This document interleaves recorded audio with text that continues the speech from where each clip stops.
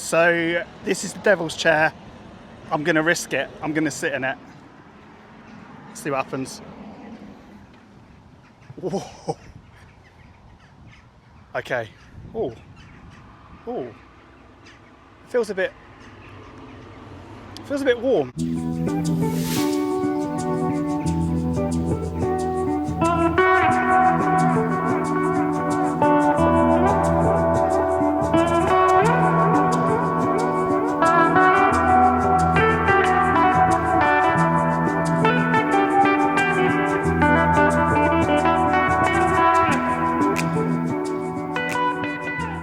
So when people think of British Neolithic sites, I think people instantly get drawn to Stonehenge. I've been myself. It's good. It's worth going to.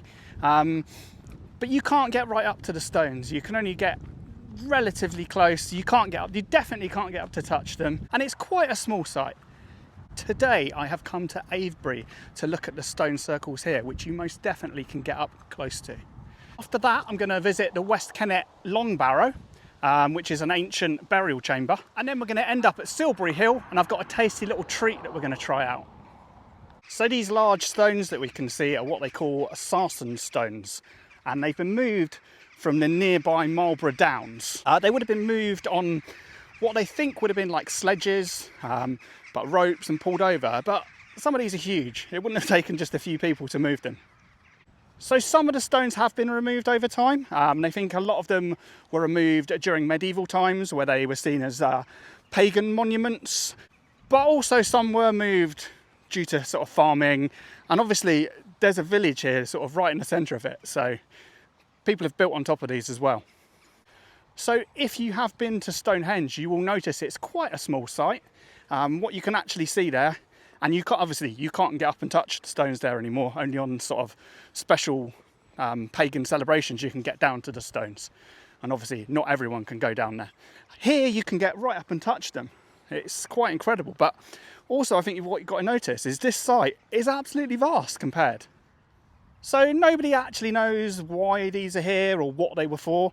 The best idea people have got that they were for ceremonial reasons, or even maybe to tell the time or to tell the seasons. So they think this dates back around 3,000 years. That makes it definitely older than Stonehenge and one of the oldest stone circles in Europe. So we are currently on the West Kennet Avenue, which it was a route that would link this site here to another site just further down.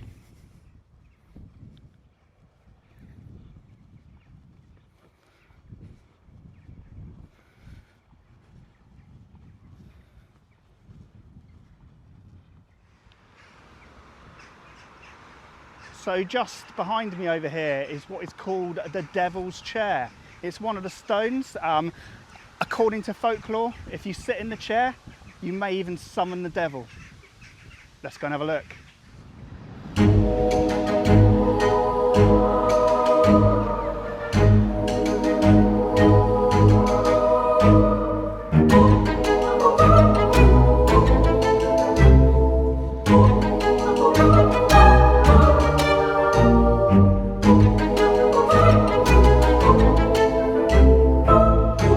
So this is the devil's chair.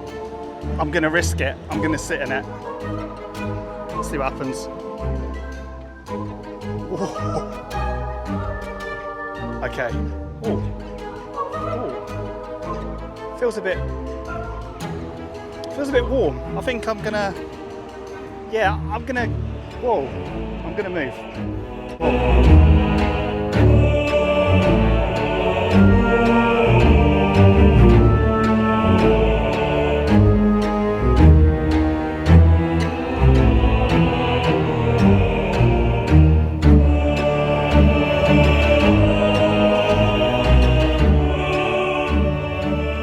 You don't have to worry about getting food if you come here.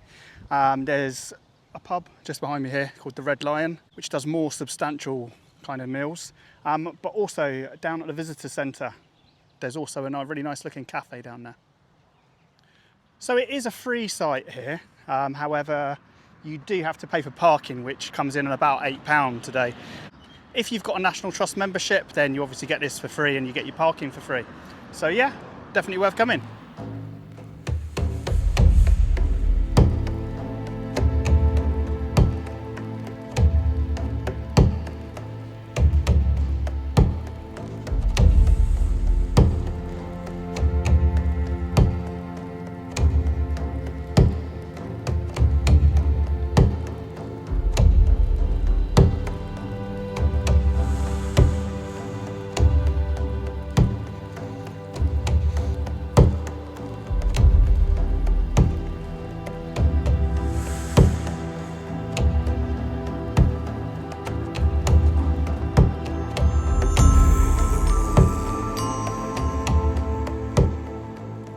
So you join me now inside the West Kennet Long Barrow. This is an ancient monolithic burial place. We're just going to have a quick looking around here. So they've discovered at least 36 remains of men, women and children in here. And from what I've learned, that each of the chambers was actually done in gender and age. So you might have the younger children, male and female, down one end, and the older adults split into genders up the other. So although this place has been here for over 5,000 years, it was only really used for around 1,000 years. They believe that people would come here and they would visit their relatives that were buried within the chambers. So the final stop is just over there at Silbury Hill. Let's go and check it out. So many people, that when they first see this Silbury Hill, they think it's an ancient burial mound. They have excavated, they have found nothing like that in there, and they've not really got any idea why it's been built. Some people have also suggested that it's been built to be a landmark that's been easily recognisable for people coming to the area.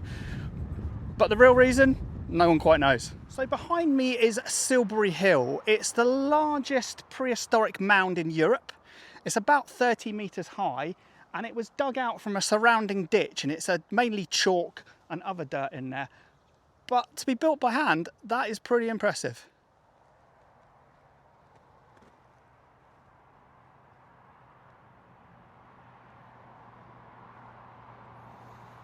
So before I head off, I'm gonna go back to the car, and I've got a tasty little treat.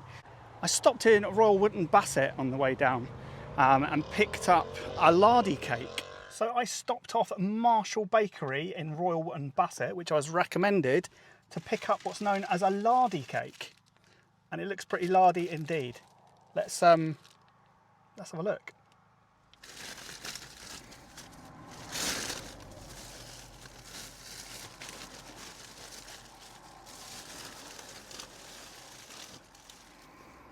So this is an incredibly sticky bun, and it's just absolutely gooey and full of currants and spices. Let's give it a go. Oh my god,